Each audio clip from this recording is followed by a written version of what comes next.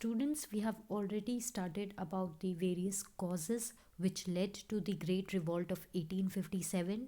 We've talked about the various economic causes, political causes, social causes, religious causes, and also the military causes that led to this revolt against the British. Then we also talked in our last class about the immediate cause of the revolt, the introduction of the new rifle, the Enfield rifle, which led to revolt among the sepoys, that is, the soldiers. Now, today we are going to talk about the spread and suppression of the revolt. We know the immediate cause which led to the outbreak of this revolt. Then we will talk about to what all regions did it spread, how did it spread from one particular region to another, and how did British deal with this revolt. So let us begin with the spread of this revolt.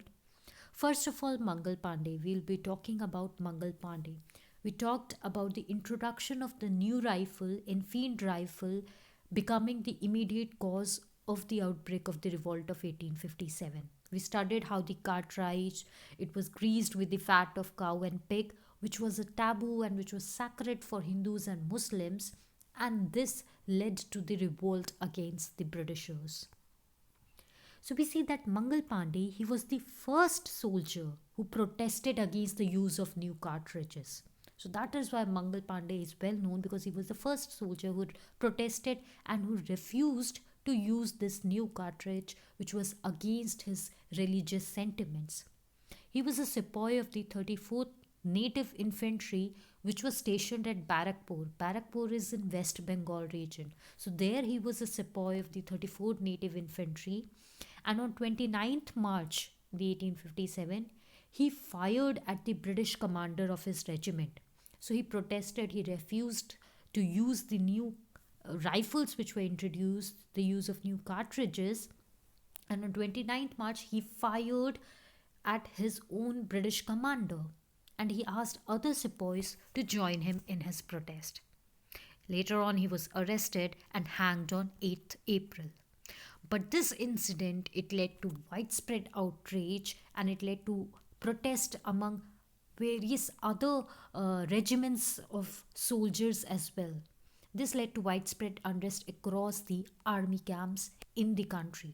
So it began with Mangal Pandey when he fired at the British commander on 29th March, and with the hanging of Mangal Pandey, this led to an outbreak of this revolt. So we see that on 8th April he is hanged, Mangal Pandey is hanged. On 24th April, the sepoys of 3rd Bengal Light Cavalry, who were stationed at Meerut, in the region of Meerut, they also refused to use the cartridges. Now these sepoys who refused on 24th April, on 9th May, they were humiliated, they were dismissed from their service, and they were put in jail. So all these soldiers who revolted, seeing Mangal Pandey's revolt happening in Bengal, and that he was hanged. Later on, we see in Meerut, the sepoys of 3rd Bengal Light Cavalry, they also rose in revolt against the use of these cartridges. On 9th May, these soldiers who rose in revolt, they were dismissed from their service, they were jailed. And the next day, on 10th May, the sepoys, the soldiers, they then broke out in open rebellion against the Britishers. They went on to, kill many British officers. They went on to burn destroy British property, and they finally came out in open rebellion against the British. And this revolt of 1857, it was the first and the biggest armed resistance against the British since the establishment of the British government in India. So since the time British came in India, from then till this point, it was the first time that a armed rebellion was happening, because the soldiers were participating. The soldiers had arms, they had these guns and all. So it was the first time where they went on to kill British people, these Britishers, British leaders, British commanders, destroying the property. So it is for the first time that at such a large level, a revolt broke out against the British. So that is why it is also regarded as the first war of independence, first attempt when an armed rebellion broke out against the British. So we see that as we just studied, that on 9th May these were dismissed, and on 10th May all the soldiers, especially in Meerut region, they broke out in open rebellion against the British. Now, from Meerut, the sepoys then moved to Delhi. Delhi is not very far from Meerut. At present, also, it's hardly 2-3 hour journey. So we see that from Meerut, the sepoys they move to Delhi, and the next morning they reach Delhi, where other regiments also join them. So all these soldiers they gain control over the Delhi, and they decide to openly protest against the British. So we see that it started in Bengal, then the protest happened in Meerut, then the soldiers marched to Delhi. It is spreading to different regions. Now, when they come to Delhi, various other regiments, soldiers also join, and they all declare the last Mughal emperor. So we see there was last Mughal emperor who was just for the namesake, he was the emperor. All his powers were taken away. So all these soldiers they decide they go on to declare the last Mughal emperor Bahadur Shah Zafar as the leader. They say we are not going to accept British rule here. We believe in the last Mughal emperor Bahadur Shah Zafar, who should be rightfully the emperor of India. So they went on to defy the authority of British, and everyone they declare that the last Mughal emperor Bahadur Shah Zafar is our leader and he is the emperor of India. Then from there, from Delhi, we see the revolt spreads to many different parts of North India. It goes on to spread to Kanpur, Awadh, that is our own Lucknow region, Rohilkhand, Bareilly, Gwalior, Faizabad, Ara, and Jhansi. So you see all these regions in North India. So the revolt it goes on to spread from Meerut to Delhi to all these regions in North India, where the soldiers will rise in rebellion against the British, and also like we studied the artisans, the craftsmen, the peasants, certain native rulers. They also turned against the British. They all will go on to join this rebellion, and it will turn into the first war of independence against the British. Again, the famous names that you have heard of Rani Lakshmi Bai, Kuwar Singh, Begum Hazrat Mahal, after whom our Hazratganj is named. All these important leaders, they fought in this revolt only against the British power. And that is why they are remembered even today. So we see that this revolt eventually spread to all these regions in North India. You can have a look at this map. See, these are the important centers which emerged as important centers of revolt during 1857 revolt. Meerut, Delhi. You can see how close Meerut is from Delhi. Bareilly, Lucknow, Gwalior, Kanpur, Jhansi, Faizabad, Ara. These were all very important centers where the massive rebellion was seen in 1857 against the British. So we see that there were certain regions where we see the native rulers they were still loyal to the British. They believed if British rule will stay here, it will be for our good, and they favored the British rule. So in those regions there was no uprising or revolt happening. But in other regions, the civilians, that is the common people, and various groups, the zamindars, artisans, craftsmen, and all these people who opposed the British government, they came out in the open to protest against the British. We have studied about the different economic, political, social, religious causes, how different section of the society was suffering by the exploitation done by the British people, the new policies brought about by the British people. So there were many people who were angry with the British rule.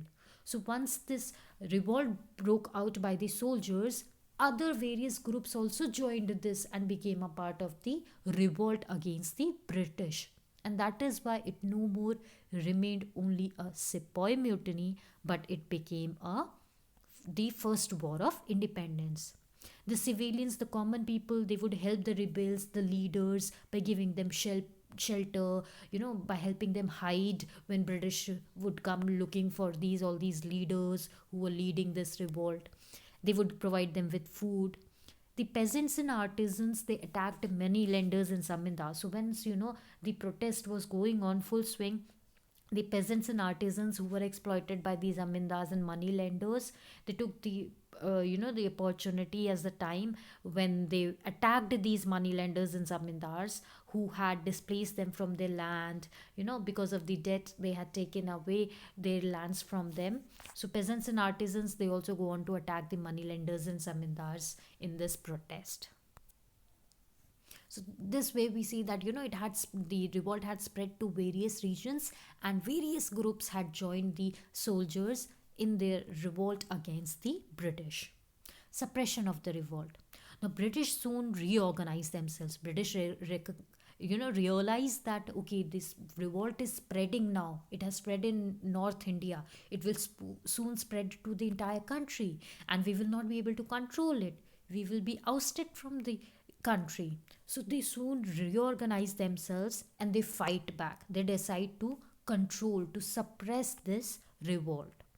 Within a year, because Britishers, they had a very good organized army, disciplined army, they had better superior weapons, technology, so could they could easily manage to suppress the revolt. So within a year, we see the revolt was suppressed, and that is why we see that British again succeeded. And otherwise, we know we could have got freedom long back.